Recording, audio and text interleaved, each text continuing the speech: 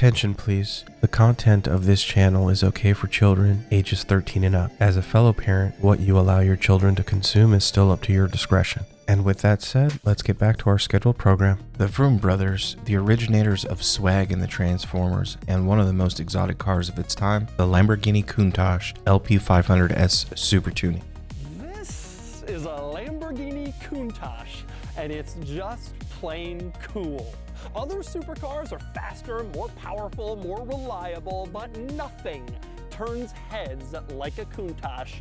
These cars by today's standards are pretty damn goofy, but what do I know of what's considered exotic in the mid-1970s and the mid-1980s? They were a symbol of wealth, a symbol of cool. The car itself didn't really drive great. The inside of it is built like an airplane cockpit, and aliens from another planet that transform into alternate forms to blend into society picked a semi-unattainable supercar as a form of transportation after crash landing in the middle of a desert. The practicality of this as an adult sounds absolutely absurd, but as a kid, man, was this the coolest thing ever. Thanks. There are plenty of videos that talk about the history of these two characters, so I won't delve too much into their origins. I usually use these videos as an opportunity for myself to learn a bit more about the characters and just how they came to be, as well as showing off what I like about them. I had both Sunstreaker and Sideswipe's G1 toys. Most likely got them sometime in the later years of 86 through 88. Sunstreaker we obtained through Hasbro Direct using robot points. I think it cost a whopping $8 and $1.99 for shipping and handling. Bruh.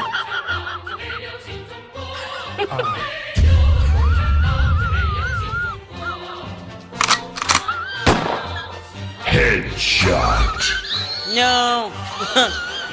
No.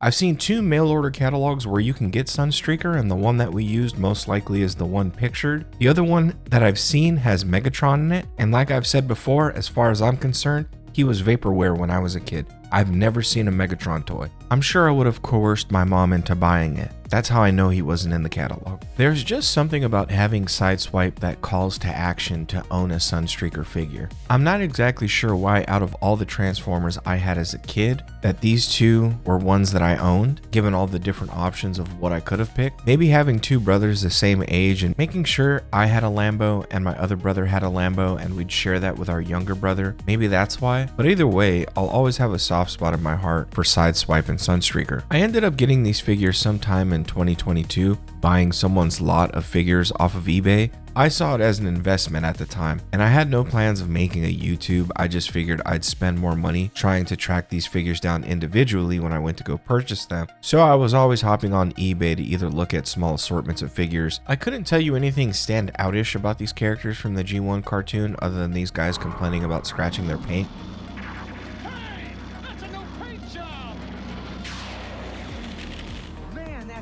You also have to remember that comic books back in those days were really limited on colors they could use. Most still came out on newsprint-ish paper. It wasn't until the early 90s that they started using wider color palettes and premium paper. So that's why a lot of comic characters had really simple color schemes and themes, and most likely why a lot of the old Autobots were red, yellow, blue, and a lot of the Decepticons were grays, purples, and indigos. From an animation production standpoint, there was no computer-drawn cartoons like there are now. There were people hand-drawing and coloring every animation cell, individually photographing them just to make a 20-minute cartoon. To have super elaborate color schemes would cost more money in production, and that's also most likely why there were so many uncorrected animation errors in the G1 cartoon and the movie, or things cut out altogether. That's just my guess. I'm sure some internet historian has put some more elaborate thing together out there that kind of documents that, but that's just my brain doing what my brain does. Let's get into the figure detail, shall we? I have the War for Cybertron Earthrise Sunstreaker, which is a deluxe class figure, and it released in 2020. Hasbro ID number WFC-E36, and its Takara equivalent is ER-11, which also released in 2020. He comes with rocket boosters, which double as a gun, and the toy is 5.5 inches in height. The other variant of this figure at the time of this video is the Generation Selects Autobot Stand United figure, which released under the Legacy line in 2024 as a 5-pack. This figure has better color matching and ditches the clear plastic windows, which a lot of people were happy about. For Sunstreaker's brother, I acquired the War for Cybertron Kingdom version of Sideswipe that came in a 2-pack with Maximal Skywarp, which I don't have. This 2-pack released in 2021 with the Hasbro ID WFC-K42 and Takara KD EX-10, which released later in January of 2022. The included accessories were a shoulder cannon, a missile, and a blaster. This version apparently is an extensive retool of the Siege version, which is more of a Cybertronian vehicle. This is more in line with the Countach LP500S that we know and love. This figure was an Amazon Hasbro exclusive and stands at 5.5 inches tall, just like his brother. And here are all the different variations of this Sunstreaker mold. As you can see, Hasbro's not done using this anytime soon. So as I was doing research for the video and checking out upgrade kits, originally I had mentioned that there were a ton of them out there, and then I cut it out. But then I decided to purchase some, so for Sideswipe and Red Alert, I ended up getting a filler kit from Playerland on eBay. They're based out in China and shipped for $5.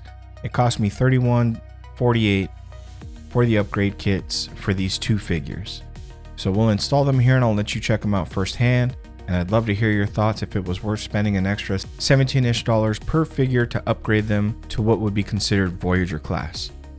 For Sunstreaker, I basically got a knockoff of the Go Better kit from seller Golden5984 for $23.01. They just raised their shipping prices, and I figured this is going to happen a lot with stuff coming from China. Had I bought this week instead of last, I would have paid $33.01. This upgrade kit solves the spoiler issue and it doubles down as a forearm gap cover, so that's cool. Comes up with a fold-up blaster that you can store in his ankle and some gap fillers. Although I think these colors are going to match the Legacy Generation Select Sunstreaker better. So I've added to my Charlemagne problem with this figure. That aside, how are we feeling about the upgrade? And I've mentioned previously that customizing or upgrading your figures is completely optional. I kind of just did it for the purpose of this video, nothing more, nothing less. While this will offer a short-term reinvigorated interest and appreciation of these figures, at the end of the day they will go back on the shelf to look cool, upgrades obscured by other figures in the case, and really the only person who will notice the differences is me. And that's all that matters. Money spent on toys, money spent on coffee, food, all the same to me.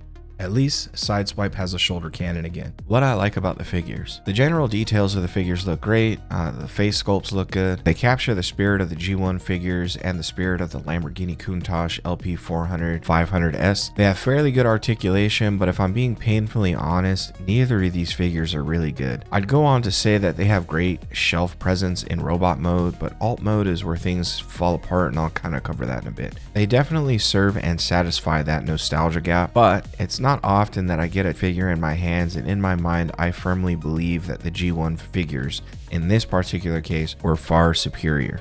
As far as value goes, because these are both deluxe class figures by themselves, they would have cost around $25 when they originally came out. The Sideswipe variant I have was a 2-pack that retailed between $44 and $47 until Hasbro and Amazon decided to match each other's price.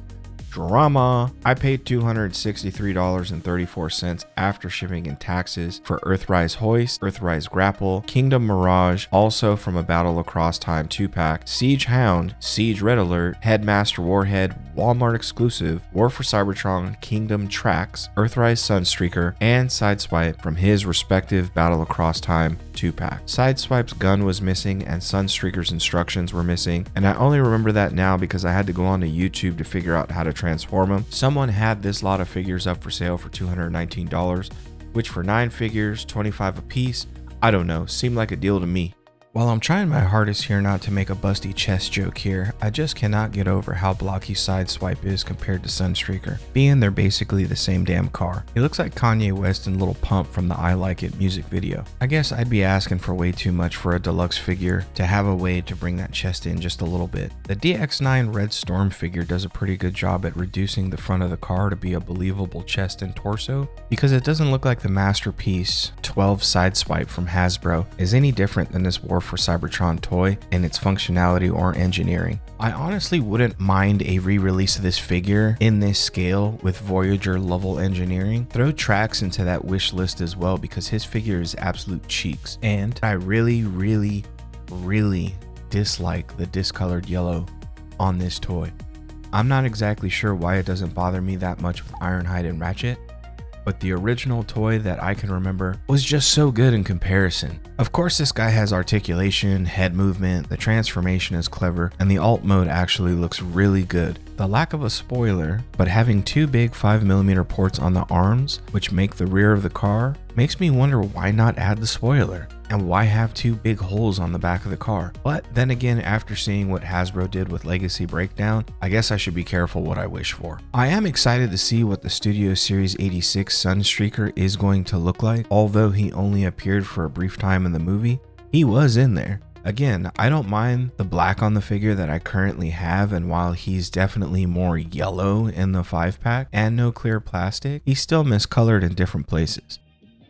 As always, I'm super glad that I have the figures that I have, and while it seems that I'm less than thrilled that I own them, I assure you, it goes back to that ignorance I possess about not knowing the differences between Deluxe, Voyager, Leader, Commander, etc. And as I continue to make these videos, I'm starting to understand the classes, and what would probably be a more harsh criticism in some cases where I desired more out of the figure, I turn around and say, I, of course, will always appreciate some things not being modernized or new toys being a nod to something from my childhood, but that's my spin on it. What do you guys think of Sunstreaker or Sideswipe, let alone any of the Lambros? Do you have them in your collection? Any fondness of these characters and these designs? Are you going to pick up the Missing Link Sunstreaker when it comes out? Anyways, leave your thoughts and experiences in the comments.